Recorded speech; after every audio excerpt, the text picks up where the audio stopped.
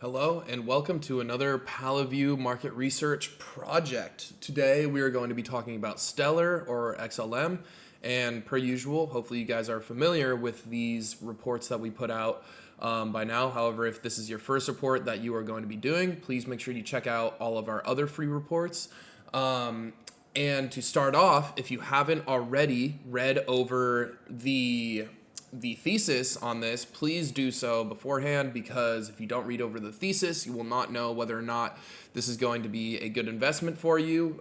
Based on the research that we have given you, we pretty much go over what, who, why, and the risks involved with this investment. Pretty much giving you every single piece of information that are needed for you to make a sound decision on whether or not this project or this coin, this token, is worth your investment. And in these videos, I go over technical analysis, going over some solid price points, some solid price ranges for you to, if you are willing to, invest into this project. If you think and deem this project a good investment, that is what I'm here to do. Find good price ranges for you to look to invest in, along with dollar cost averaging, and also give you some solid areas to take profit, because as we know, we should take profits within the crypto market because it's very volatile. As we can see, right, price can move up and down within a short span of months. So without further ado, we'll get right into this. So to start off, we have a monthly break of structure to the upside, which is ideally the first thing that I look for in terms of solid bullishness across a project. Okay, just because technicals and the chart is saying that a project is bullish doesn't necessarily that this thing is just going to go and take out all-time highs. Remember, we have to look at the thesis, we have to look at the potential risks involved that could potentially cause price to drop an absurd amount. Just keep that in mind, okay? Just because the chart is saying it will go up does not always mean that it will go up, because crypto is very volatile. There's a lot of other things that you need to take account in. So that being said, we have a break of structure to the upside on the monthly time frame. That is the first thing that I look for to get some bullish confluence. As you can see, this happened several months ago, around March, and as you can see, since then, since that break of structure from this candlestick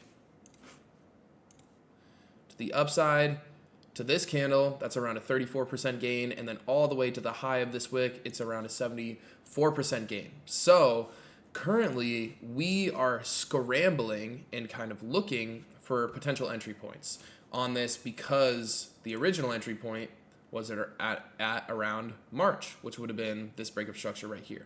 So what can we do from here?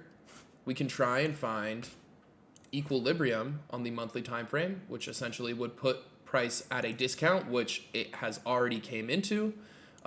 So right around this price point, which is around 13 cents, 0.35, or sorry, 0.135. This is a solid area, this equilibrium point, because we're trying to catch up with price. We missed the original entry point right here. So we were trying to find retracements, little moves down. You always hear the saying, buy the dip. This is essentially what we're looking to do. So we have equilibrium from this swing low up to this swing high.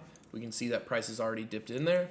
We also have this high confluence price range within here from around 0.125 down to 11 cents. Okay, this is a high confluence price range due to the fact that there is a liquidity void or a fair value gap within these prices, which means there was a lack of sellers within this area. So if price does end up coming back down within this price range, which is possible, then this would be a solid area, if you deem this project worthy of an investment, a solid area to start dollar cost averaging, because there is a lack of sellers within that area. So if price does draw back down within this price range, then if there are buyers within the market, it should move the market higher and higher. Scaling down to a daily time frame, if we want to get really exact, we can see that the daily time frame is still within a bearish trend. So for me to look for a potential entry on this, I would either look for it to come within this price range and then start dollar cost averaging, or I would simply wait for a daily break of structure to the upside, which would happen if this high gets closed above, or if price decides to make a new high and then we get a candle closure above that high. That is what I would be looking for on this project in terms of entry points. Again, we're scrambling at this point due to the fact that this monthly candle has already closed above. So at this point, we are currently just looking purely for retracements to quote unquote buy the dip. Okay, so some solid price ranges would simply be right here, this equilibrium point, putting price within a discount, or this price range from here, 0.125 down to 11 cents. Both these areas are pretty high confluence in terms of buying power. Now, moving forward, in terms of price ranges and price areas that I would like to take profit on, we like to take profit based purely off of liquidity and highs within the market. Why? Because this is where the large token holders, and if you've seen on the thesis, you can see where most of the token allocation is, total liquidity, total market cap. That's why these theses are important, so you guys can learn about this stuff and hopefully, take your crypto research to another level. So why do we like to take profit above highs where liquidity lies? Because that is where the large token holders are able to take profit. Okay, they are not able to close positions within here because they are majority token holders. If they want to take majority positions or take majority profits, they have to take it over by high confluence areas where liquidity is lying. So what lies above these highs? There are stop orders from people who went short during this move down, and there are going to be people willing to buy as they are willing to sell over here to fill their orders, to fill their sell orders to end up helping them take profit. So most of our profit taking areas are based on where the large majority shareholders are looking to take profits as well. So the first price point for that would be at around 24 cents, okay, or 0.242, along with these monthly highs right up here, which is 44 cents. And then from there, we have these highs, which is at 80 cents, and then all-time highs right around $1. Okay, and how do we like to take profits? If you guys are new, if this is the first project that if this is the first video that you are watching, again, I highly recommend you look into the other projects that we've put out.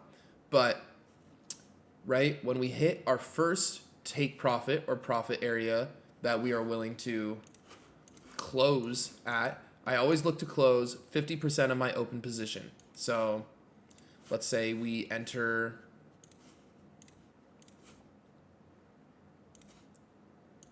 right here at this equilibrium point. Boom, up to this, right? Let's say we enter with $10,000. Okay, I'm closing 50% of that position. I'm closing out 50% of the position. Let's say we enter with $10,000. I'm closing out $5,000 worth of those entry coins or tokens, right, at this area.